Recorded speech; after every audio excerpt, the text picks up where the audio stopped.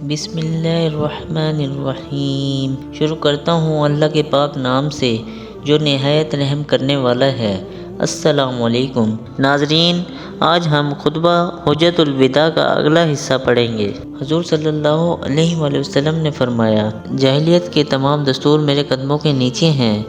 لوگو، بے شک تمہارا رب ایک ہے اور بے شک تمہارا باپ ایک ہے۔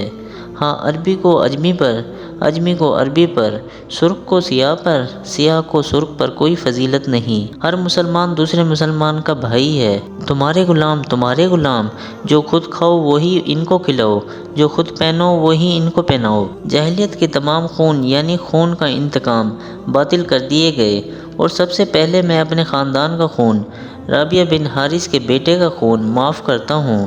جاہلیت کے تمام رسوم بھی باطل کر دیے گئے، اور سب سے پہلے میں اپنے خاندان کا سود، عباس رضی اللہ تعالیٰ عنہ بن عبد المطلب کا سود باطل کرتا ہوں۔ عورتوں کے معاملے میں خدا سے ڈرو، تمہارا عورتوں پر اور عورتوں کا تم پر حق ہے۔ تمہارا خون اور تمہارا مال تا قیامت اسی طرح حرام ہے، جس طرح یہ دن اس مہینے میں اور اس شہر میں حرام ہے۔ میں تم میں ایک چیز چھوڑتا ہوں، اگر تم نے اس کو مضبوطی سے پکڑ لیا تو تم گمراہ نہ ہوگے، اور وہ ہے کتاب اللہ۔ اللہ تعالیٰ نے ہر حقدار کو اس کا حق دیا ہے۔ اب کسی کو وراثت کے حق میں وصیت جائز نہیں۔ لڑکا اس کا ہے جس کے بستر پر پیدا ہوا، زانی کے لیے پتھر ہے، اور ان کا حساب خدا کے ذمے ہے۔ جو لڑکا اپنے باپ کے سوا کسی دوسرے نسب سے ہونے کا دعویٰ کرے، اس پر خدا کی لعنت ہے۔ عورت کو اپنے شوہر کے مال میں سے اس کی اجازت کے بغیر کچھ دینا جائز نہیں۔ قرض ادا کیا جائے، عطیہ لوٹایا جائے، اور ضامن تاوان کا ذمہ دار ہے۔ یہ فرما کر آپ صلی اللہ علیہ وآلہ وسلم نے مجمع عام کی طرف خطاب فرمایا، تم سے خدا کے ہاں میری نسبت پوچھا جائے گا، تم کیا جواب دو گے؟ صحابہ رضی اللہ تعالیٰ عنہ نے عرض کیا، آپ صلی اللہ علیہ وآلہ وسلم نے خدا کا پیغام پہنچا دیا اور اپنا فرض ادا کر دیا۔ تو آپ صلی اللہ علیہ وآلہ وسلم نے آسمان کی طرف انگلی اٹھائی اور 3 بار فرمایا، اے اللہ تو گواہ رہنا، اے اللہ تو گواہ رہنا، اے اللہ تو گواہ رہنا۔ حضور صلی اللہ علیہ وآلہ وسلم مکہ معظمہ سے واپسی پر بیمار ہوئے، اور یہی بیماری مرض موت ثابت ہوئی، اور یہ مرض بھی عجیب تھی۔ ایک طرف یہ بیماری اور ایک طرف خیبر میں جو یہودی عورت نے زہر دی تھی اس کا اثر تھا، لہٰذا موت اور شہادت کا امتیاز حاصل تھا۔ ماہ صفر کی آخری تاریخوں میں مرض کا آغاز ہوا، پھر کبھی افاقہ اور کبھی اضافہ ہوتا رہا، تاہم 11 دن تک بیمار ہونے کے باوجود مسجد میں تشریف لاتے رہے اور نماز پڑھاتے رہے۔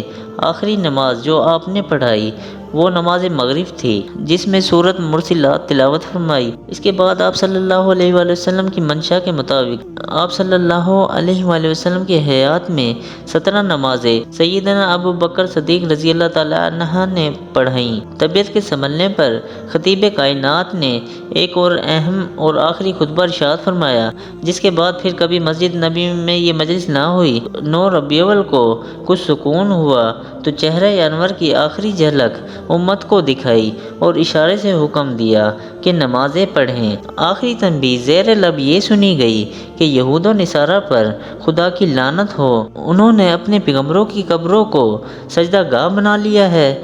آخری کام کے طور پر آپ صلی اللہ علیہ وآلہ وسلم نے مسواک کی، اور آخری وصیت کی جو آپ صلی اللہ علیہ وآلہ وسلم کے لب اقدس کو حرکت ہوئی وہ یہ تھی، نماز نماز۔ پیر کا دن تھا اور دوپہر کا وقت تھا۔ آخری کلمات یہ ارشاد فرمائے، خدا کے سوا کوئی کار ساز نہیں، بے شک موت کے لیے سختیاں ہیں۔ پھر اچانک ہاتھ اونچا کیا اور انگلی سے اشارہ کیا اور زبان مقدس سے 3 دفعہ فرمایا، اب صرف اسی کی رفاقت چاہیے، اب صرف اسی کی رفاقت چاہیے۔ یہ فرماتے ہوئے تیسری آواز پر روح دو عالم صلی اللہ علیہ وآلہ وسلم کی روح اقدس کو ہمیشہ کے لیے پرواز کر گئی۔ انا للہ و انا الیہ راجعون۔ حضور صلی اللہ علیہ وآلہ وسلم وصال کے بعد حضرت عائشہ رضی اللہ تعالیٰ عنہ کے حجرہ میں دنیا سے حجاب فرما کر آرام فرما ہیں۔ اللہ تعالیٰ ہمیں ایمان پر اور نبیوں کے طریقے پر چلنے کی توفیق عطا فرمائے، آمین۔ ناظرین، ویڈیو اچھی لگی ہو تو لائک کریں، ہماری حوصلہ افزائی کے لیے کمنٹس باکس میں اپنی رائے کا اظہار کریں، میرے چینل کو سبسکرائب کریں تاکہ میری اور آپ کی ملاقات ہوتی رہے۔ ملتے ہیں اگلی ویڈیو میں۔ اللہ حافظ۔